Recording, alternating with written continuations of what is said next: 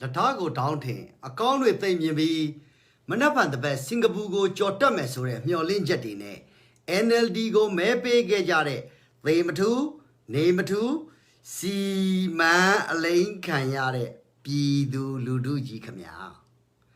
Latago downtown, a con with them you be Manapan the best Singapore go Chotame Sore, Myolin Jetine, NLD go Mepe Gejare, name two, see ma lane canyare. Pidu Luduji Kamya. Christmas Kalale, Nilabi. No, Pamabima, Bari Pinile, Pamabima, Bari Lonile, Arari legend of you. Tile, Madigeno. Cosime Uro, Molapino, Nanzino, no, a colon chitedu, a colon she.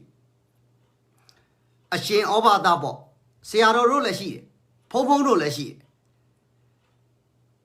Tumiana anima, Pari Pinile. Tumiana anima, Pari lonely. Ah, Yinya want a chelo, Rohingya join me beyond Yinya want a chelo, Yakai join me beyond Yinya want a chelo, Kachin join me beyond Dine, Ludine, Sine Kisao, Genopiome. Dine, Ludine, Sine Kisao, Piome. Ludine, Sine Kisaga, Pakisale, Kobe, Corona. Coronado, Cobito Suraga, Kamiane sign, Genone sign, Ludine sign Kesa. Ludine sign Kesa, Genoroa, Mapiovene, Nilumia. Pama Piha, Wine Papa, do we pinny. The Chinoa, the Yobi ma pity, the Yobi ma pillow, the Yote pay, Pamari can. Time a pillow, Pamario Piambo, Pamari can. Pama Pirema pillow, the Yobio Dwamesuile, Pamari Dwalumia. Pama Pirema pillow, no, who, or Tainanga, Pamari Dwamesuile, Dwalumia. She did Ludama, Beche Piambumle, Babimale, Generomati. Edo, Singapore Chotame, Singapore Chotame. Come out of your Singapore Chotasiamlo. Singapore Magu, Paisane, Bido Kawaziri Yane. Singapore Machine, Pamarile, Faiza Kawazi, Toam. Singapore Ma, A.O. Ayakulo Benede, Amyodamide, Kawazi Toam. No solo ye dwalo nede, Lungerile, Kawazi Toam. The time at Tainangama, alone nede, Bamarile, Kawazi Toam.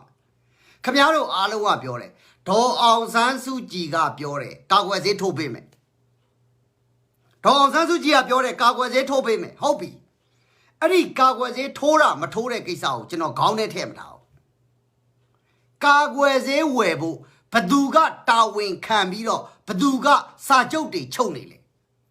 Ari Kisaga, wait a ye. Camiaro, Rachino Tapiomeno, Camiaro ne Sine Kisa. Pama be the Pilone Sine Kisa, Makintoine Sine Kisa, Balizone Sine Kisa, Genopura. Tall Sansujiga, the Naingalongo, Kagwaze Tobe me. Manava Tobemla, the Baka Tobemla, Ari Kisao, you know, same way now. Kagwaze Tobo, a Twasui. Penangane below Sajo Chotale. Pesego Manine below Sajo Chotale. Camiaro Bama Biga, Agua, Yorchanida. Ha Hosea we yale, go back. Disia we yale, Ania. Camiaro Bama Bima, Tauta King Jive Pipi, Tauta Umi Dreve Pipi, Tau Sansu Jive Pipi, no but do Pipi, Tauta Valeso Sola, Dilure Pipi, Didi Jaja, Torpedo, Pieshine Lucilla, Genoroga, Go Bine, Go Baxmo, Go Basnet, the Cabalo, Kagwazepe me Go Basnet, Genoro Seaman Sounded. Palomio Seaman Sounded, Camiaro Bibila. Kagwaze Tome, Astaziniga, Sajo Chobivila. Enia Serombo, Serone Sajo Chobivila. The yoga simple nala, the yoga was the other general Sego Muzalu Namera with you. The yoga was in Eo, Lama Tobivila. Di Gaisariga, Camiaroa, Mosi Joa Bamani Malamdi. Mosi Joga Bamani Malamdi. နှခမ်းနားနေတယ်မုတ်စီကျော်ဗမာနေမှန်းမသိပဲနဲ့ရှောက်ပြောနေတာခမရတို့အခုကိုဗစ်ကာကွယ်ရေးဥက္ကဋ္ဌဒေါ်အောင်ဆန်းစုကြည်ကျမကဘယ်နိုင်ငံနဲ့ဘယ်ဆေးကုမ္ပဏီနဲ့ဘလို့စာချုပ်ချုပ်ပါပြီကျွန်တော်ခမရတို့ပတ်စံရှာတဲ့နီးကိုပြောပြအောင်မယ်ပတ်စံရှာတဲ့နီးပါတခါတည်းပြောမှာဂျမ်းဘော်ဝေးအာပွားပေါ့နော်အကုန်လုံးပြောတာကိုဘက်ကနေကူပေးမဲ့လူပါလာလို့ဂျမ်းဘော်ဝေးအာပွားနှစ်ခါသုံးခါကိုပွားတာခမရတို့ဗမာပြည်မှာပြောနေတဲ့ကိစ္စကကာကွယ်ဆေးထိုးမယ်ဇန်နဝါရီလရမယ်ဖေဖော်ဝါရီလရမယ်မတ်လရမယ်ဧပြီရမယ်မေရမယ်ဇွန်ရမယ်ရှောက်ပြောနေတာကျွန်တော်တို့သိကျင်တာကကိုဘတ်ကိစ္စကိုခဏဘေးမှာဖယ်ထားလိုက်အဲ့ဒီကိုဘတ်က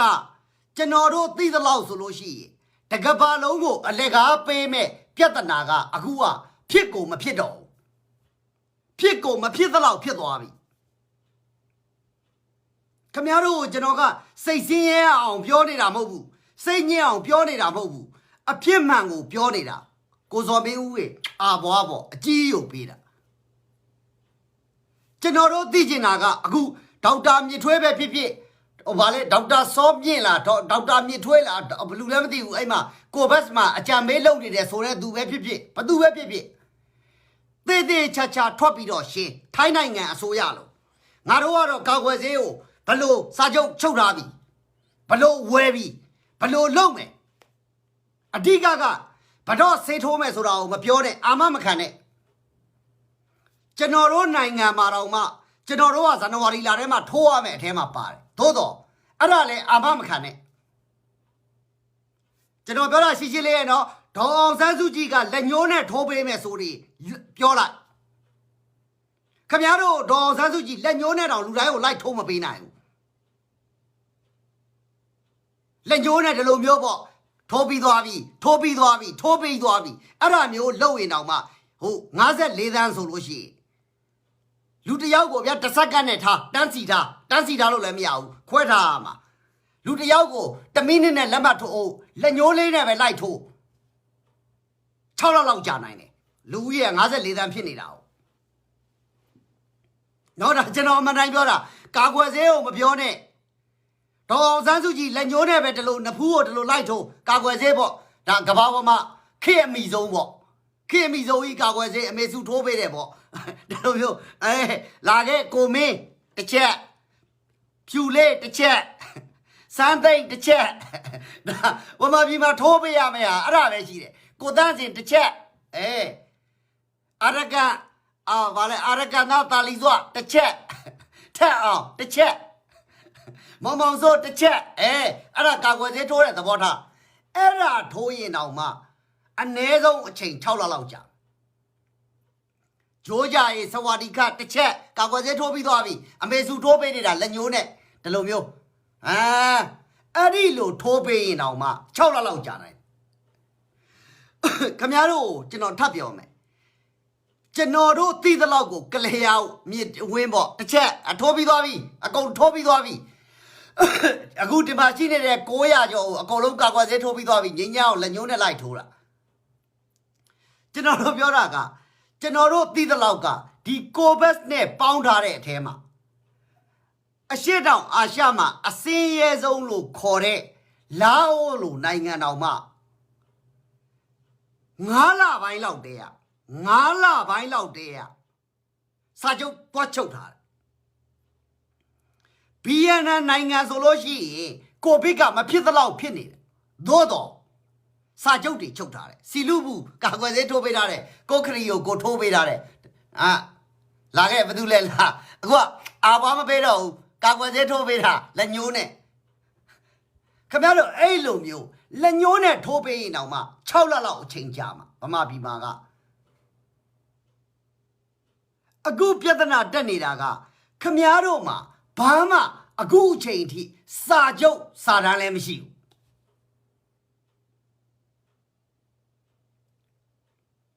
ူးဗမာပြည်ဟာကာကွယ်ဆေးနဲ့ပတ်သက်ပြီးတော့ဘာမှစာချုပ်စာတမ်းမရှိဘူးအခုအချိန်ကြမှာဖုန်းနဲ့စကားပြောနေတော့ပဲရှိသေးတယ်အခုမှဖုန်းနဲ့စကားပြောနေတော့ပဲရှိသေးတယ် Aguma Zemene don't wear she did it. Erabama be a leshy a chini. DK Sari, a colonha, Puwilly Bioy, a soyane sign. Seaman can wear moon, Yampimu in a sign. Genoroga, go big, Kagwaze Kaisa, Takulene, Pione Lumiao. Uma Goa, Astas and Igane, Sajo Chodare. Astas in Igaro Baroga, Tote Kagwazisura, Yoyo Kagwazi. A good Kobiga Pose and Piawabi, Nasati Kobi Pilabi. Kobi Sakora Modo, Kobi Nasati Pipi. Aram you Harima, Genoroga, a tight, oh, a light dimble. Sajoti, Piaule Naimu Lure. Ah, Piola Loshi, Don Sansuji, Piola Zaga, American Jare, Jamaro Nanganga, a Yama Chanabu. Don Sansuji, Piola Zagashi, no, Jamaro Nanganga, a Yama Chanau. A Yama Chanara. A Yanji Chanara, Chandare, do Biojin as a gaga. Don Sansuji, Anna Mayagi Nonga, Pama Biha, Sierra Nanganema Parelu to Piore. Tu Anayala, Jamaro Nanganga, a Yama Chanau. A Yanji Chanau. Davime Mabi Chanal. Chanal Esui, Mino Kagwezi Etua, Pamale Sajo. Janabora, Pamabio Kagwezi, Yagon Yaula Lame, Palo Yaula Blessuro, MSF Bo. MSF Surabao, Bora Lesuro, Yaman Nezimacha. No Nezimacha or Sepinya Shimia Poyane Bido, Pama Biga Jama ye Windani at what? I look you any Bidobia, Randy Seba Seo, a low $2 with the Lupo. Gay Yango Seo Ima Kobikuni de Seamari at what your ins will be paying payment. The Gaba Jama ye Tana Poyane Bido, Ah Pamabima Kobikuni de Seamari at what your ins will be paying payment. Erilomio Peraga, Peregana, Tata. Aragoba Loma, Araba, Jama ye Winane, Pere, Seoba, Sibori, Tobe, Don Sansuji, Pioma, Amioda Gagwe, Blubia, Amioda in Jase ye Dwabo. Amioda in Jase ye Dwe, Jama ye Winane, Yare Segu, Sibo ide, Tobeva. Sibo ide, Piane, Ludorema, Jamao, Gangwamedu, Shimele. Sibo ide, Magangwaloshi, Jamao, Shinoa, Tana Omala. Do Arilo Lama. General Joe Biorara, Kotoi, Bobo. Joe Biorara, Kawaze Tobe Limeno. Tobe Vidovi. General Pione Daga. Singapuma. No Singapuma. Palopilo, D.O. Kobico. Aumi Algunile. A more delay sang is a sheet. Singapore, come out, Chow Mojin Island, Muelo Miao. Quemwajin Island, Quemuelo Miao. A coloma licing Utara. Pamabilo, Lambe Quem Piova and Ayao Java, Piorecon, the Yamamshu. Cannot tap your own man, Singapore, Quemuera, Chow Muera, a more delay sang at Tatara. Pamabilo Diamla, Lambe Quello Piova, Ayao Jari, Subiro, Nanan Tapiro, oh, Groba, a Quereu, Billy and Chibica, when it am you. Camaro, Mammy Ome, go be sapid chain, Pima. The Badama Kitchen is here. Jerome, Nancy, no, Molabido, Maymari Bashide, Tara. Alono Rishide. Cachinero, Cachinega, and if you don't 12 Yalamadiu. Go be Pipido, a year's own theatre. Do as a she over Dwella. Go be Pilla, my Pibula will be Saugia, Emma Pamari, Quecoja, as a she, Diama, Yele, Laymare, Taneros will be Quecore, a movie about Pit. Adilo, you quere wasa, go be Pilla, my Pilla, Saugia. Edo, General Georginaga. The quere, go be simple to a quitchet to the Yapsanta. Mino Lame Queria, Cobico, Kusa Yoga, Melopa, Usorea, Dia. The quitchet to the Hiane, the que account de Alago, simple double. An edo di, oh, Gudavo, Duado, a simple Duado, Pasanita. I near Lambeque, Nilly, Nebo, Lambeque, Mimiare, simple Duasu, we don't a toy, Tolama, Pasaniaro, a tower. နော်အဲ့မှာဘယ်လိုပြောမလဲဆိုတော့ဟိုဘဝတော့ကခွေးကြီးဟိုဘဝတော့ကငါလင်အခုကြတော့မှခွေးဖြစ်သွားတာတို့ဘာလို့ဆိုတဲ့ခွေးချစ်တဲ့လူတွေလည်းရှိသေးတယ်ခမည်းတော်ဗမာပြည်မှာကိုဗစ်ပျောက်ချင်တယ်ဆိုလို့ရှိ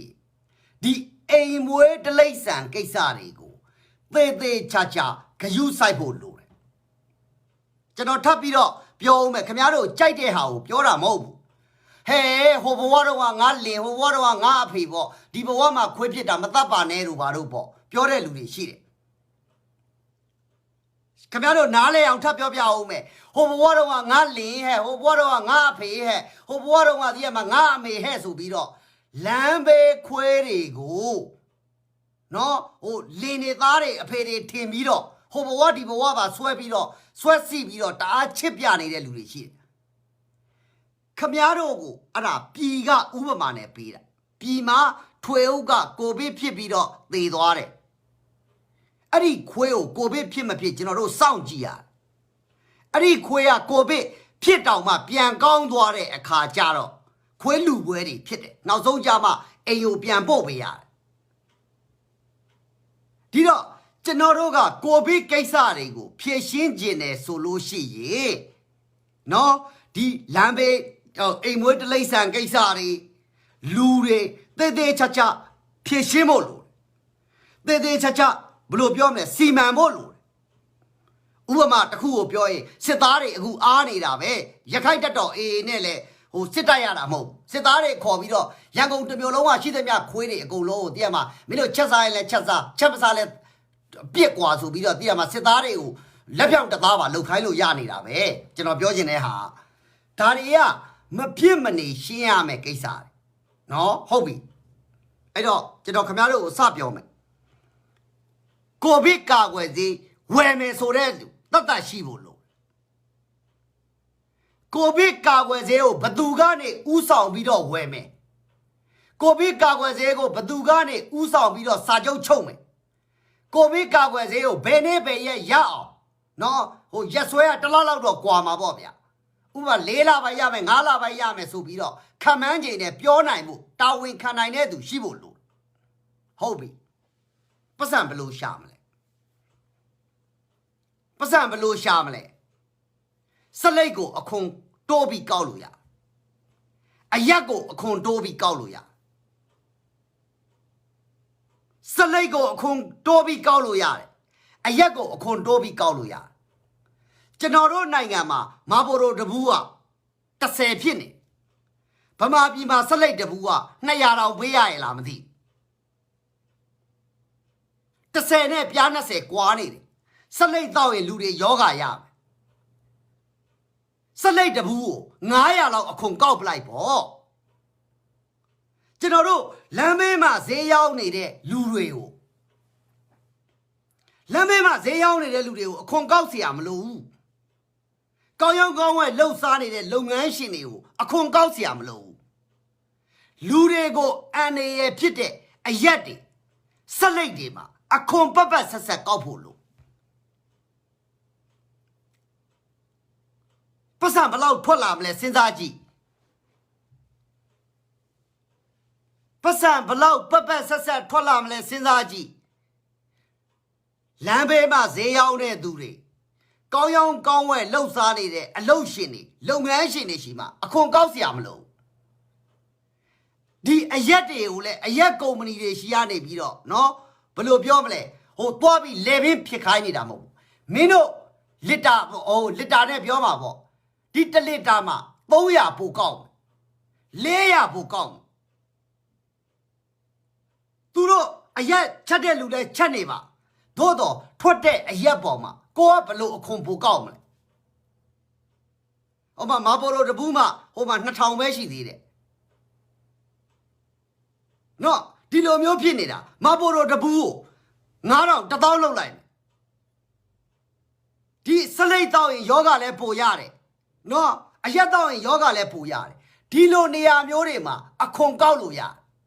ဒါပေမဲ့အစိုးရမကောက်ဘူးဘာဖြစ်လို့လဲစစ်တပ်ကဘီယာချက်နေလို့စစ်တပ်ကကောင်တွေအရက်ရောင်းနေလို့စစ်တပ်ကစလိတ်ကုမ္ပဏီတွေထောင်ထားလို့ခရိုနီတွေထောင်ထားတော့ဒီစလိတ်တို့အရက်တို့ကြတော့ရှော့ပြီ ဗမာပြည်မှာအရက်တောက်တဲ့လူများတယ်စလိတ်တောက်တဲ့လူများတဲ့အခါကျတော့ကိုဗစ်ဖြစ်တဲ့အခါသေနှုံးကပိုများတယ်ငိမ့်ချမ်းအောင်ခုပတ်စံရှာတဲ့နီးပါပြထားတယ်နောက်မို့ဆိုခင်ဗျားတို့ကပြောဦးမယ်ငိမ့်ချမ်းအောင်ကမင်းတို့ဘာဖြစ်တယ်ညာဖြစ်တယ်ဆိုပြီးပြောမှာဆိုလို့ပတ်စံရှာတဲ့နီးပါပြောပေးထားတယ်စစ်တပ်ကအသုံးစရိတ်တွေရှော့ချ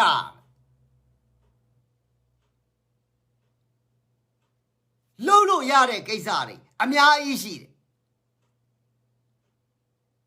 ဘာတစ်ခုမှမလုပ်ဘူးဘာတစ်ခုမှမလုပ်ဘူးဥပမာတစ်ခုကိုထပ်ပြောဦးမယ်ဟုတ်ဒေါ်အောင်ဆန်းစုကြည်ပြောတဲ့စကားကဘာလဲဆိုတော့ကာဗွန်ဒိုင်အောက်ဆိုက်ရှော့ချရအောင်မင်းတို့ပြည်သူတွေပဲလျှော့စားဆိုတဲ့ကိစ္စပဲသူပြောနေကျွန်တော်နားထောင်နေတယ်သိရမှာလူတွေကတော့ငါတို့အမေကသိတယ်မလားဘာဖြစ်တယ်ညာဖြစ်တယ်ခင်ဗျားတို့ဒေါ်အောင်ဆန်းစုကြည်ကကာဗွန်ဒိုင်အောက်ဆိုက်ရှော့ချဖို့အတွက်ခင်ဗျားတို့ပဲလျှော့စားခိုင်းတာခင်ဗျားတို့စားနေတဲ့ပဲစားလို့ရှိရင်လေလေမယ်ပေါ့အဲ့တော့ကာဗွန်ဒိုင်အောက်ဆိုက်တွေအများကြီးထွက်တယ်အဲ့တော့ငါတို့ဗမာပြည်သူတွေပဲလျှော့စားကျွန်တော်တို့ကစားစရာပဲပဲရှိတယ်အသားလည်းလူတိုင်းမစားနိုင်ဘူးဒေါ်အောင်ဆန်းစုကြည်ရဲ့ကာဗွန်ဒိုင်အောက်ဆိုက်ပေါ့နော်ဒီလေထုညဉ့်ညမ်းမှုရှော့ချရေးကို तू ပြောရင် तू ပြောတဲ့ကိစ္စကကျွန်တော်တို့ပြည်သူလူထုကိုပဲလျှော့စားခိုင်းတာစစ်တပ်ကကောင်တွေကားမောင်းနေတာနော်ဟိုဘယ်လိုပြောမလဲဟိုတောတဲ့မီးရှို့နေတဲ့ကိစ္စကို तू ပြောတာမဟုတ်ဘူးငါတို့ဗမာပြည်မှာကာဗွန်ဒိုင်အောက်ဆိုက်ရှော့ချဖို့အတွက်ပြည်သူတွေပဲလျှော့စားကြပါပဲလုပ်နေတာအဲ့တော့ခမားတို့ကမဲပေးတယ်မဲပေးတဲ့ပြည်သူလွတ်တော်ကိုယ်စားလှယ်တွေထဲမှာဆရာဝန်နေကြီးပဲခမားတို့ဗမာပြည်သူလူထုကမဲပေးတဲ့လွတ်တော်ကိုယ်စားလှယ်တွေထဲမှာဆရာဝန်နေကြီးပဲကြက်ခိုင်ရဲကကောင်ကလည်းဒေါက်တာပဲနော်ဟိုပြည်ကလူတွေကလည်းNLD ကလည်းဒေါက်တာပဲဘယ်ကကောင်ကလည်းဒေါက်တာပဲမင်းတို့အဲ့ဒီဒေါက်တာတွေကဗမာပြည်မှာမေးပါလားထိုင်းနိုင်ငံမှာကာကွယ်ဆေးဝယ်တဲ့လူကဒီလူကာကွယ်ဆေးစာချုပ်ချုပ်တဲ့လူကဒီလူငါတို့ဗမာပြည်မှာဘသူကကာကွယ်ရေးစာချုပ်ချုပ်နေတာလဲ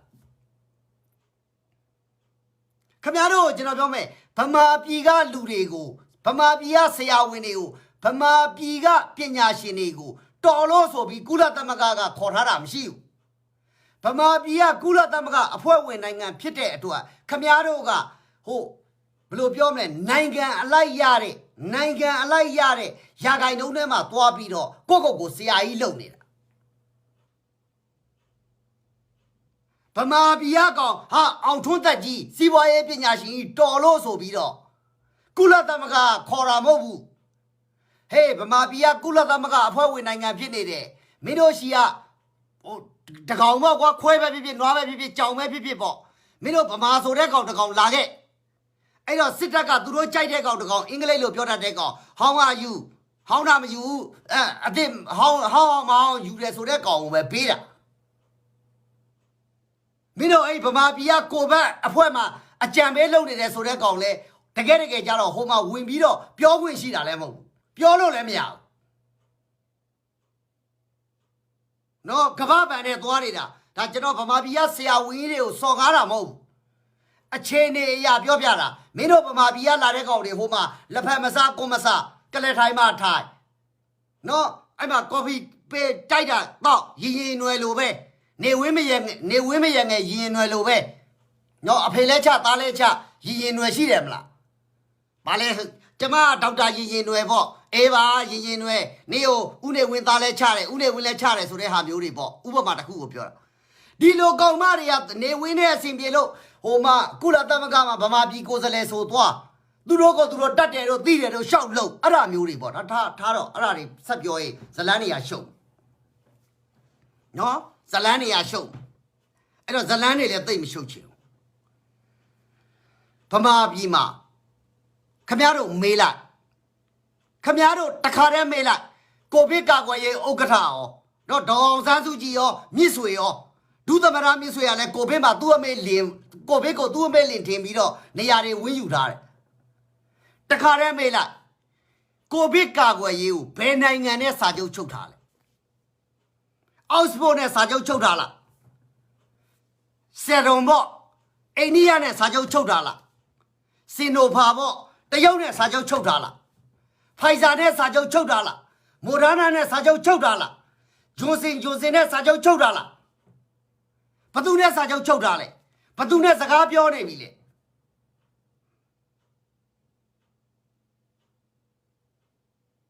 ဒါခမရတို့အကုန်လုံးနဲ့ဆိုင်တဲ့ကိစ္စတော့ကျွန်တော်ပြောတာခမရတို့တွေကအခု online ကြည့်ပြီးတော့ရီလို့ရရင်ရနေလိမ့်မယ်ထိုင်းနိုင်ငံမှာရှိနေတဲ့ကျွန်တော်တို့ဗမာရွှေပြောင်းအလုပ်သမားတွေကအခုကအကုန်ဒုက္ခရောက်နေပြီဗမာဆိုရင်ဟိုဘယ်လိုပြောမလဲယထာလည်းတက်စီလို့မရကားလည်းတက်စီလို့မရဈေးလည်းဝယ်လို့မရကျွန်တော်တို့ဗမာနိုင်ငံသားတွေခန်းနေရပြီကျွန်တော်တို့ဗမာနိုင်ငံသားတွေခန်းနေရပြီထိုင်းနိုင်ငံမှာလူတကာဖမလူတကာကပြောနေပြီဖမအဲ့ဒါခင်ဗျားတို့ထိုင်းနိုင်ငံသားတွေကငါတို့ကိုနှိမ်နေတို့ငါတို့ကိုစော်ကားတယ်လို့မပြောနဲ့ခင်ဗျားတို့အမေရိကန်ပြန်လာတဲ့ချင်းတော်ကလည်းနင်းကြောင့်ငါတို့နိုင်ငံဒုက္ခရောက်တယ်အမေရိကန်ပြန်လာတဲ့ကောင်တွေကြောင့်ငါတို့နိုင်ငံဒုက္ခရောက်တယ်ဒေးဗစ်လာကြောင့်ဒုက္ခရောက်တယ်ခင်ဗျားတို့တွေပြောပြီးသွားပြီကိုယ်နိုင်ငံသားအချင်းချင်းကိုတောင်မှခင်ဗျားတို့ပိုးစိုးပတ်ဆက်ပြောထားပြီးသွားပြီထိုင်းနေဖမလို့ပြောတာသွားမနာနဲ့သူ့နိုင်ငံအတွက်သူ့မှာနာခွင့်ရှိတယ်အဲ့တော့ကျွန်တော်အခုပြောပါတယ်ကျွန်တော်တို့နိုင်ငံတော်မှာငါတို့မှာကိုယ်ပိုင်စာချုပ်မရှိဘူးကျွန်တော်တို့နိုင်ငံမှာကာကွယ်ဆေးဝယ်တာနော်ကျွန်တော်တို့နိုင်ငံမှာကာကွယ်ဆေးဝယ်တာစာချုပ်မရှိဘူးသို့တော့ဥရောပသမဂ္ဂရှိတဲ့အတွက်ကျွန်တော်တို့ကဖိုင်ဇာရတယ်အဲ့ဒီဖိုင်ဇာရတော့မင်းတို့ဖင်လန်နိုင်ငံကချမ်းသာလို့ဆွီဒင်ကချမ်းသာလို့ဆိုပြီးတော့အက်စတိုးနီးယားတို့နော်ဒီရိုမေးနီးယားတို့ကပြဿနာရှာတယ်ဒါထားတော့အဲ့ဒီကိစ္စအိန္ဒိယတခါတည်းအပြတ်ပြောပြီအိန္ဒိယကိုဖားလို့မရဘူးအိန္ဒိယကပြောပြီသူ့နိုင်ငံကဘီလီယံပေါ့လူဦးရေတန်းထောင်ချီတဲ့လူတွေမထိုးဘဲနဲ့သူတို့ဘယ်သူမှကာကွယ်ဆေးမပေးဘူးတရုတ်အစိုးရကပြောထားပြီးသွားပြီသူတို့ကာကွယ်ဆေးကသူတို့နဲ့အတူတူစက်သက်မှုမှာပူးပေါင်းပါဝင်တဲ့နိုင်ငံတွေမပါပဲအရင်မရပဲနဲ့မင်းတို့ဗမာကိုမပေးဘူးတရုတ်ကာကွယ်ဆေးကဘယ်သူတွေအရင်ရမလဲဒီအာရပ်နိုင်ငံတွေအရင်ရမယ်အင်ဒိုနီးရှားရမယ်ဘရာဇီးရမယ်နော်အာဖရိကသူတို့နဲ့ပူးပေါင်းပါဝင်တဲ့နိုင်ငံတွေအရင်ရမယ်မင်းတို့ဗမာတွေကအနစ်နာလည်းမခံဘူးပတ်စံလည်းမရှိဘူးအခုကကာကွယ်ဆေးဝယ်ဖို့အတွက်ဆိုပြီးတော့ကာကွယ်ဆေးဝယ်ဖို့တဲ့ကိုယ့်အိတ်ထဲကိုထဲဖို့အတွက်ပတ်စံလိုက်လိမ့်နေပြီလိုက်ချီးနေပြီ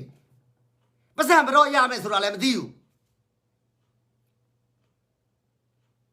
နော်ကျွန်တော်နားလဲတယ်အစိုးရကဘာမှပြင်းစင်ထားတာမရှိတော့အခုမှပတ်စံလိုက်ချီးနေရတယ်ပတ်စံမရှိဘဲနဲ့ဘယ်ကုမ္ပဏီတွေဘယ်နိုင်ငံထဲမှာစာချုပ်ချုပ်လို့မရဘူးဒါကိုကျွန်တော်ကပြောနေတာခင်ဗျားတို့ရှိလေးရခင်ဗျားတို့ပြည်သူတွေကြောပါရဲ့ခွေးဘယ်လိုပြောမလဲခွေးရောက်တိုင်းထမကြည့်နဲ့ဆိုတာအဲ့ဒါကိုပြောတာဒေါအောင်ဆန်းစုကြည်ထိုးပေးမဲ့ပြောတိုင်းရှောက်ပြီးတော့မယုံနဲ့ဆိုတာပြောတာခွေးဟောင်းတိုင်းထမကြည့်နဲ့ဆိုတာအဲ့ဒါကိုပြောတာ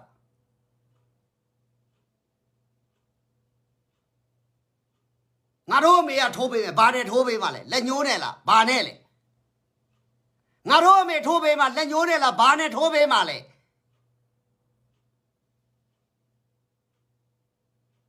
ငါတို့အမေထိုးပေးမယ်ဆိုတာဘာနဲ့ထိုးမှလဲလက်ညှိုးနဲ့လားဘာနဲ့လဲဘာနဲ့ထိုးပေးမှလဲဒါကြောင့်မလို့ကျွန်တော်တို့ကတခါပြောပြီဆိုရင်ပြဿနာတွေကတက်ကုန်တယ်ဆိုတာငိမ့်ညမ်းအောင်ကိုကြောပါရဲ့လူတကာမုန်းတာငိမ့်ညမ်းအောင်တို့ကလည်းအဲ့ဒီနေရာမှာဆိုအရန်ထူးကျွန်းတယ်လူတကာမမုန်းအောင်ငိမ့်ညမ်းအောင်တို့ကလှုပ်တတ်တယ်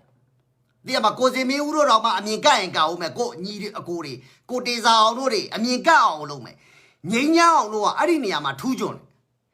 လူတကာအမြင်မကတ်အောင်ဒီမှာလူတကာဘယ်လိုပြောမလဲဂယုမဆိုင်ကြိုက်အောင်အဲ့လိုမျိုးပေါ့မဆဲအောင်ပေါ့ အဲ့ဒီလိုမျိုးငင်းညံ့အောင်တို့ကလှုပ်တတ်တဲ့နေရာမှာထူးချွန်တယ်ဒေါ်ဆန်းစုကြည်ဘာနဲ့ထိုးပေးမှလဲကာကွယ်ဆေးဝယ်ဖို့ကိုအခုမှပတ်စံလိုက်ချီးနေရတယ်ကာကွယ်ဆေးဝယ်ဖို့အခုမှပတ်စံလိုက်ချီးနေရတယ်အဲ့ဒီပတ်စံချီးတဲ့ဟာအနည်းဆုံး3လကြာမယ်ကျွန်တော်တက်ပြောမယ်နော်ဒီပတ်စံရဖို့အတွက်ကအနည်းဆုံး3လကြာမယ်ဒိုင်ကာတို့ဂျိုင်ကာတို့ကပ္ပပန်တို့ဆိုတာခမကိုအမေပတ်စံအိတ်ထဲကနေပြီးတော့တည်ရမှာအမေဘော်ဒီတွေကဆွတ်ထုတ်တယ်လို့ထုတ်လို့ရတဲ့ကိစ္စမဟုတ်ဘူး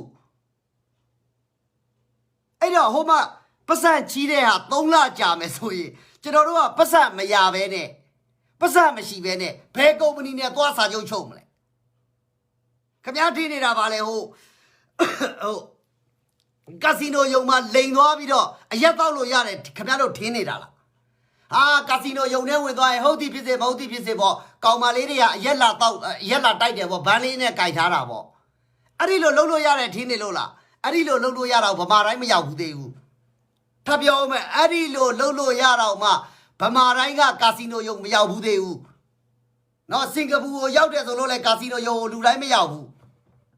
မဲဆောက်မှာနေလို့လေဒီထဲမှာမြဝတီမှာနေလို့လေကာစီနိုယုံကိုလူတိုင်းမရောက်ဘူးအဲ့တော့ကျွန်တော်မေးတာကဒေါ်အောင်ဆန်းစုကြည်ထိုးပေးပါဘာနဲ့ထိုးပေးမှာဒေါ်အောင်ဆန်းစုကြည်ကကာကွယ်ဆေးထိုးပေးမှာလားဒေါ်အောင်ဆန်းစုကြည်ထိုးပေးမယ်ဘာနဲ့ထိုးမှာဘယ်နေရာကိုထိုးမှာဒါကြောင့်မလို့ဗမာပြည်မှာရှိနေတဲ့ပြည်သူလူထုကကိုနဲ့ဆိုင်တဲ့ကိစ္စကိုသေသေးချာချာမေးဖို့လိုတယ်သေသေးချာချာသိဖို့လိုတယ်ကိုဆိုင်ရေမိုင်စွန်ခပေါ့မိုင်စွန်ခဦးကြောင်ကြားပါပေါ့ဆဲတဲ့လူတွေလည်းဆဲကုန်ပြီဆဲတဲ့သူတွေလည်းဆဲကုန်ပြီထိုးပေးလိုက်ပြီနော်မင်းတို့ငါချက်ချင်းထိုးပေးလိုက်မယ်နော်ကာကွယ်သေးတော့မဟုတ်ဘူးလက်ညိုးကာကွယ်သေးတော့မဟုတ်ဘူးလက်ညိုးအဲ့တော့ငိမ့်ချမ်းအောင်မအားပါစေနဲ့ဆူတောင်းနေကိုပါတိုင်းအဲ့တော့ငိမ့်ချမ်းအောင်မအားပါစေနဲ့ဆူတောင်းငိမ့်ချမ်းအောင်အားရင်ခမရတို့အကုသို့တက်မယ်ကျွန်တော်ပြောပြီးသွားပြီကာကွယ်စေးမပြောနဲ့စာချုပ်လည်းမရှိဘူးပတ်စံလည်းမရှိဘူးကာကွယ်စေးလည်းမရှိဘူးဦးအောင်နိုင်ကြီးလက်ညိုးနဲ့ထိုးပေးတာသူများတွေကတော့ဘာနဲ့ထိုးလဲမသိဘူးကျွန်တော်တော့လက်ညိုးနဲ့ထိုးပေးလိုက်တာဝါဦးအောင်နိုင်ကြီးရော